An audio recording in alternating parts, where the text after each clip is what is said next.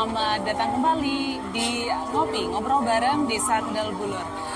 Pada kesempatan kali ini, tidak hanya semua masyarakat desa maupun kecamatan, tapi seluruh Kabupaten Tulungagung ataupun kabupaten lain, saya harapkan bisa menyaksikan Ngobrol Pintar bersama Pemdes Kendal Bulur.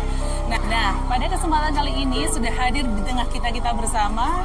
Beliau, saya beri rincian clue-nya dulu. Beliau adalah salah satu yang akan melayani kita, masyarakat, terkait dengan pelaksanaan pemilu di daerah kita masing-masing. Baik, mari kita sapa bersama-sama narasumber kita pada sore hari ini. Selamat malam, Bapak. Selamat malam. Boleh kami tahu terlebih dahulu untuk Bapak ini nama lengkapnya siapa ya? Ya, terima kasih. Nama Ahmad Saiful Anam. Ya. Untuk domisili saya di Desa Boyolangu, Kecamatan Boyolangu. Saya diberi amanah untuk menjadi Ketua PPK Kecamatan Boyolangu. Baik Bapak, PPK itu singkatan dari apa nggih? Mungkin masyarakat ada yang masih awam. PPK apa nggih? Panitia Pemilihan Kecamatan. Oh, Panitia Pemilihan Kecamatan. Oke. Untuk PPK Bapak, lingkup pelayanan yang diberikan untuk masyarakat untuk penyelenggaraan pemilu itu untuk tingkatan apa? Untuk PPK, untuk pengetahuan masyarakat luas, bahwasanya PPK itu untuk wilayah kerjanya wilayah kecamatan. Oh, wilayah kecamatan. Iya, betul. Untuk Bapak Anam ini untuk melayani Kecamatan Boyolangu, betul? Betul, untuk Kecamatan Boyolangu. Oh begitu, Bapak. Ini kalau boleh saya tahu, nggih, untuk satu kecamatan itu terdapat berapa petugas PPK yang diperbantukan dari KPU, Bapak? Ya, untuk panitia kecamatan khususnya pemilu ini untuk PPK Kecamatan Boyolangu ada 5 komisioner, ada 5 PPK dan terbagi per divisi masing-masing. Dan nanti ada 2 staf dan 3 sekretariatan. Oh begitu. Itu untuk petugas kepemiluan di daerah di lingkup kecamatan. Untuk di desanya Bapak, apakah ada petugas dari komisioner dari KPU yang ditugaskan?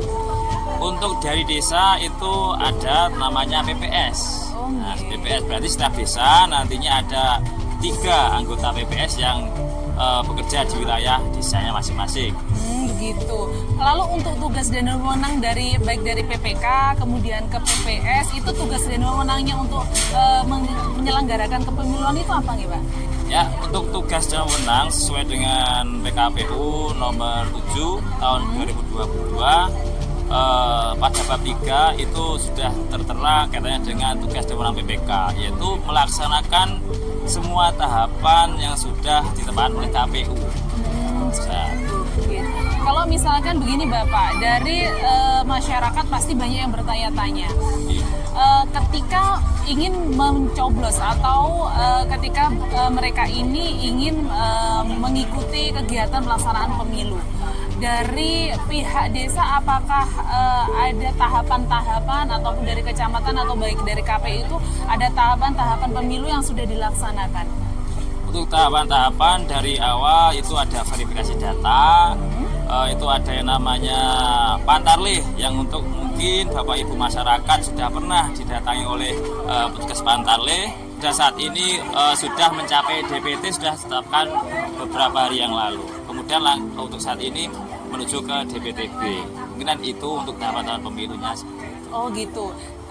Ini Bapak, tanda atau apa saja yang sudah didapat di masyarakat ketika masyarakat ini sudah masuk dalam DPT? Nah, ketika masyarakat itu sudah terdaftar di DPT atau belum itu sangat penting. Sangat penting. Bisa dicek lihat di Instagramnya KPU Tulungagung, nanti dicek itu ada link untuk mengecek DPT sudah terdaftar atau belum, dengan syarat nanti memasukkan nomor NIK KTP-nya, itu syaratnya itu. Okay. Ini bisa dicek untuk masyarakat luas, silakan sudah terdaftar atau belum, nanti bisa dicek melalui linknya, nanti dimasukkan nomor NIK, langsung keluar sudah terdaftar di TPS mana, desa mana sudah ada semuanya. Oh Oh begitu. Kalau misalkan gini Bapak, ketika kita cek di DPT online itu ya, kemudian nama kita tidak muncul, apa yang harus dilakukan masyarakat? Nah, ketika dicek di DPT bagi masyarakat, loh, nama saya belum muncul gitu kan? Nah itu. Nah, itu kemungkinan yang harus dilakukan itu yaitu kalau memang sudah punya KTP dan memenuhi syarat, itu langsung menghubungi panitia desa atau PPS. Nanti menyampaikan bahwa yang bersangkutan belum terdaftar di DPT. Nanti tetap kami melayani sampai pada tanggal pencoblosan. Oh begitu. Ini ya Bapak. Berarti kalau misalkan kita mau lapor ke PPS, ngoten nggih. Data apa yang harus kita bawa sehingga kita bisa, oh ini loh saya sudah punya hak pilih, ngoten loh. Iya, data yang harus dibawa ya paling simpel yang mudah dibawa ya KTP. Misalkan belum punya KTP, tapi kita sudah merasa usia kita sudah 17 ini. Nah, kita lapornya tetap ke PPS. Kalau belum punya KTP, umur sudah 17, itu nanti ya sama, tetap di PPS. Tetapi ketika anak belum punya KTP, sudah umur 17, itu otomatis sudah terdaftar biasanya. Oh, gitu. Karena PPS itu sudah sejak awal di briefing ketika ada seorang anak atau masyarakat yang sudah umur 17 pada hari H pencoblosan, itu sudah berhak untuk mencoblos. Tentunya sudah masuk DPT. Seandainya pun belum, nanti bisa langsung ke PPS desa setempat. Oh iya. Oke.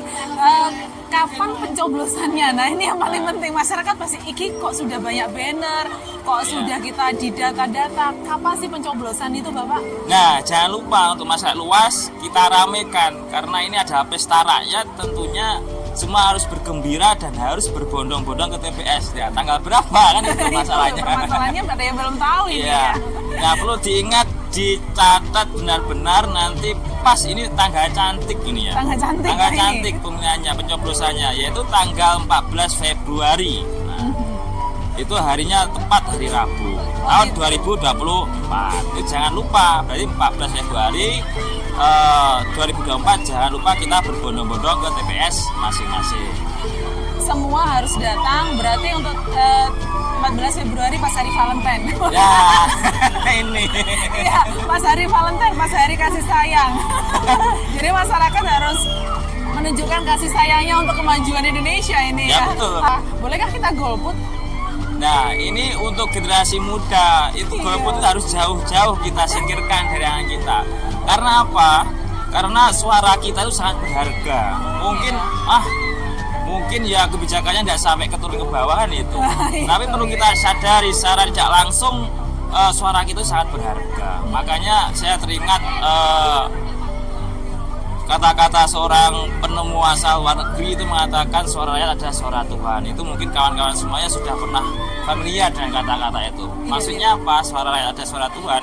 Berarti rakyat untuk paham demokrasi yang ada di Indonesia itu sangat berperan penting. Makanya jangan lupa tanggal 14 Februari, saya ingatkan kembali, 14 Februari tepatnya hari Valentine tadi disampaikan ya. Iya betul. Itu nanti tahun 2024 ayo berbondong-bondong semuanya untuk ke TPS masing-masing. Oke, kita harus ke TPS loh ya, jangan sampai lupa hari Valentine pas pada saat pemilu. Nah, Bapak yang perlu kita tanyakan juga Pak Anam, untuk TPS misalkan saya warga desa Sandal Bulur. Lalu nyoblosnya nanti saya ke Boyolangu apa ke Ngeranti, boleh nggak Pak itu Pak? Nah, kalau seandainya ada salah satu masyarakat rumahnya Sandal Bulur, contohnya ya, itu mau nyoblos ke Boyolangu bisa apa enggak?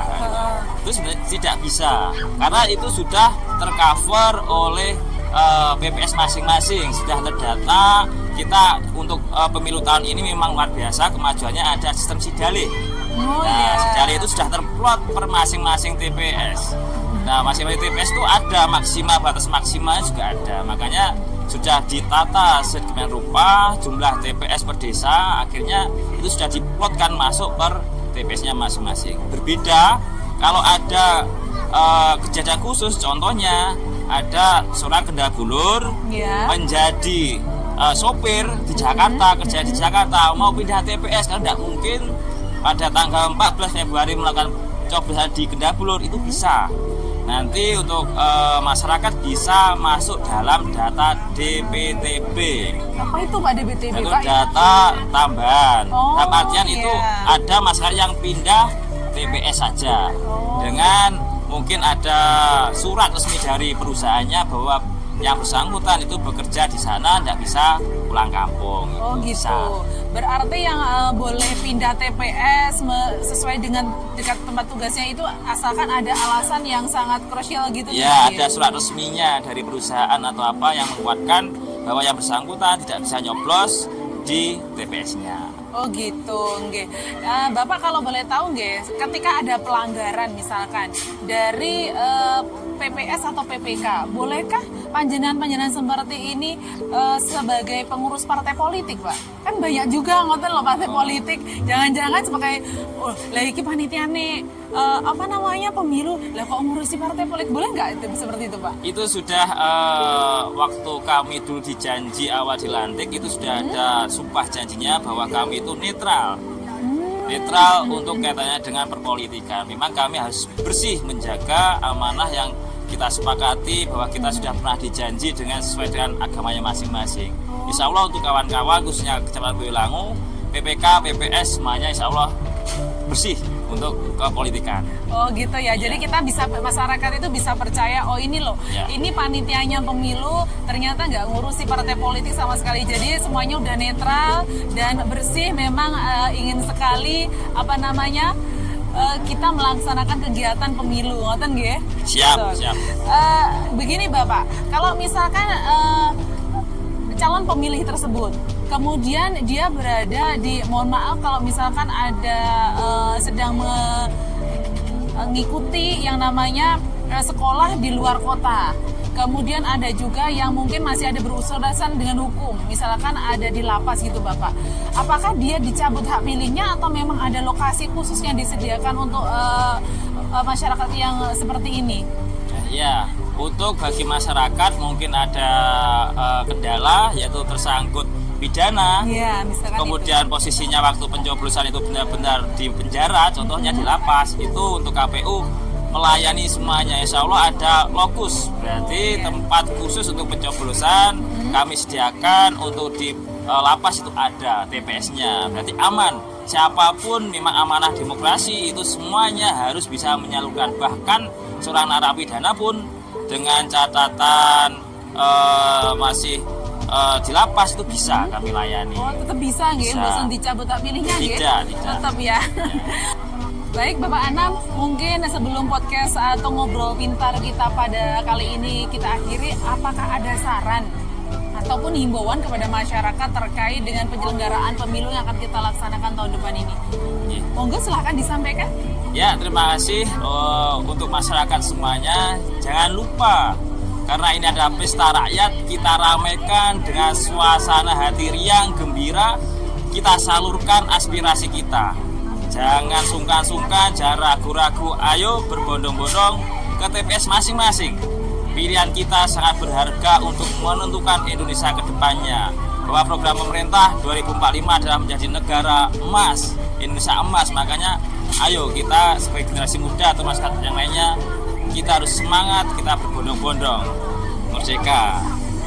Baik dulur ngopi, sekian ngobrol pintar kita pada kesempatan malam hari ini bersama Bapak Anam, salah satu petugas atau komisioner dari KPU di PPK, Panitia Pemilihan Kecamatan Boyolangu.